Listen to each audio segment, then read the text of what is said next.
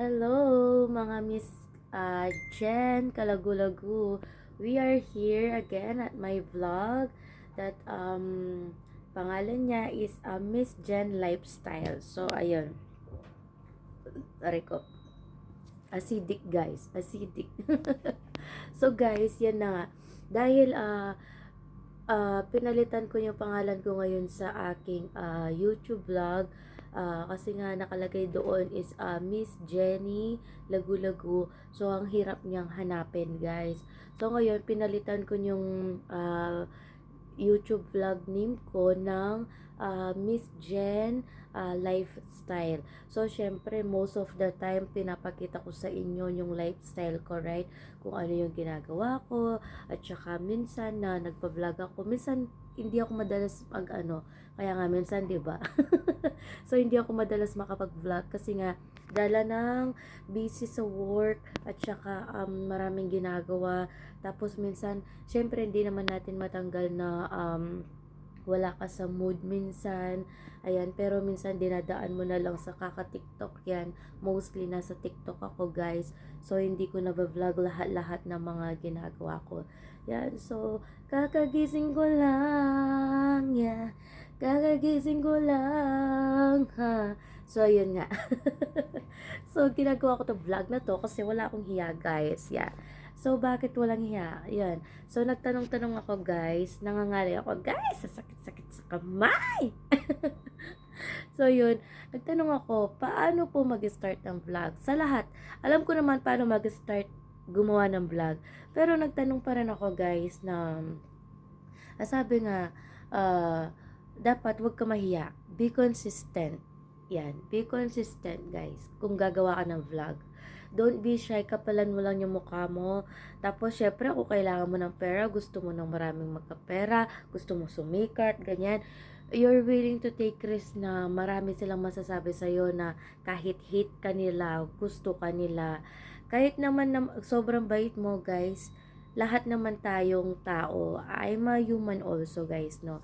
So, kahit sino naman yan, maging mabait ka man, maging masama ka, may masasabi pa rin tayo mga tao. It's because we are judgmental. Kahit sabihin mo hindi ka judgmental, kahit hindi ka judgmental, nagiging judgmental ka kasi makasalanan ang mundo, guys. 'Di ba? I'm telling the truth. 'Di ba? Maniwala ka sa akin. So, yun. So, sabi nila, kapalan mo lang yung mukha mo, be consistent, be confident, ganun. So, meron naman akong ganun. Kahit na mataba ako, guys, yan. Hindi lang ako confident sa aking size. But, ano magagawa ko? Ganito na talaga ako.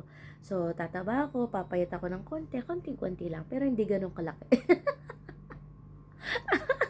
Kaya nga, hanggang dito lang siya, na saktong payat lang, taba, ganon. So, yun. So, dahil sa topic ko na lifestyle, guys, maybe soon also, gagawa tayo na how to keratin the hair. Yan. So, nagana rin ako. Siyempre, hindi siya perfect, pero hanggang doon lang sa alam ko at kaya ko.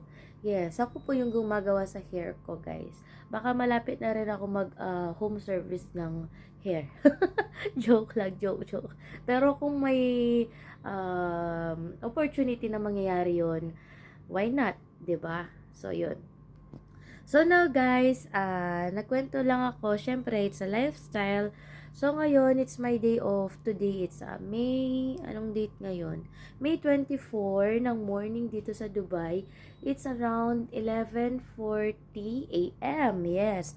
But I'm still watching Netflix, guys. Oo, nanonood ako ng Netflix ngayon. So, in-stop ko muna siya. Syempre, gusto ko akong marinig nyo muna. 'Di ba? Kaya nga ako nagvo-vlog para ako pakinggan ninyo. Yes.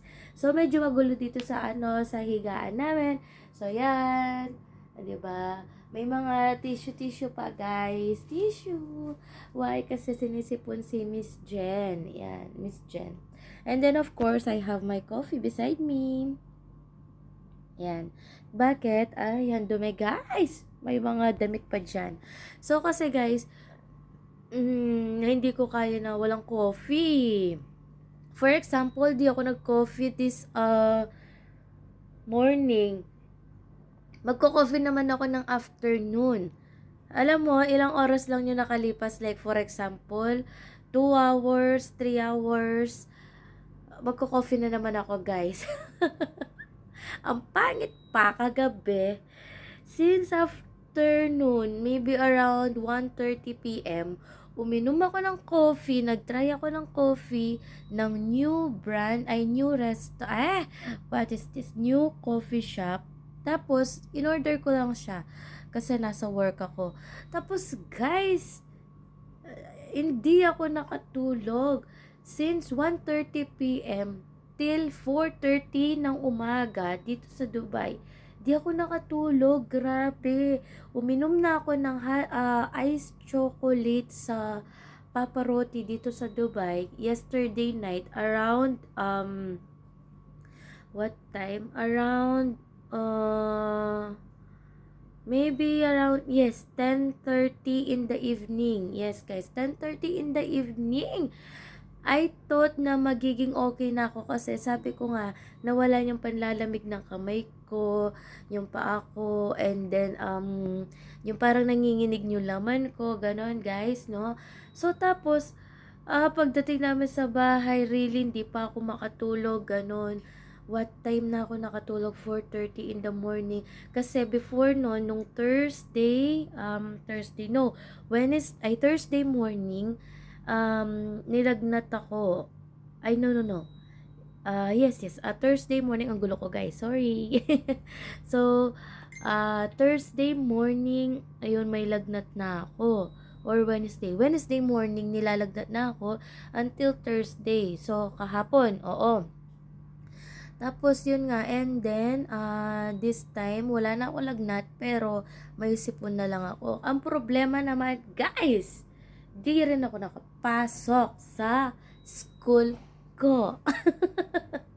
By the way, nag-aaral po ako as a barista kasi gusto ko siya matutunan. At the same time, I really, really love coffee, guys. Yan, syempre!